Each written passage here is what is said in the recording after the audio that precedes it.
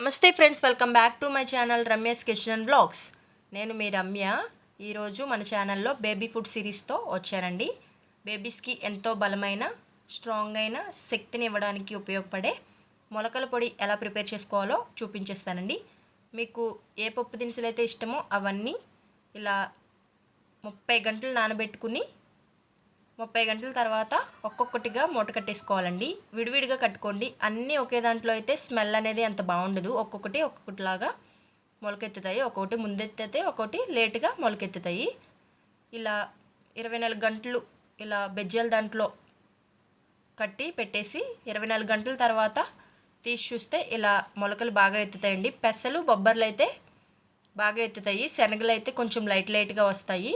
అయినా బలం కాబట్టి పిల్లలకి శనగలు కూడా యూజ్ చేస్తే మంచిది. ఇవి పిల్లలకి చాలా హెల్దీ అండి. గ్యాస్ వస్తుంది అని అపోహ పడతారు, అవేముండదు. వండుకునేటప్పుడు కొంచెం వాంపరకలు వేస్తే సరిపోతుంది. గ్యాస్ నొప్పి అనేది రాకుండా ఉంటుంది.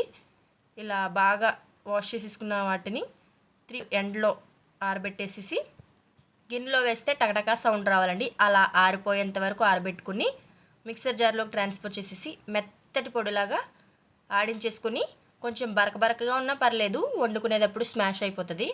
మరి గొంతులో అడ్డుపడిపోతున్నాయి అనుకుంటే బాగా మెత్తటి పొడిలాగా చేసేసుకుని రైస్ కాంబినేషన్తో కలిపి పెట్టేయండి. చాలా ఇష్టంగా తింటారు. రైస్తో ఎలా వండాలో కావాలంటే కామెంట్ సెక్షన్లో కామెంట్ చేయండి.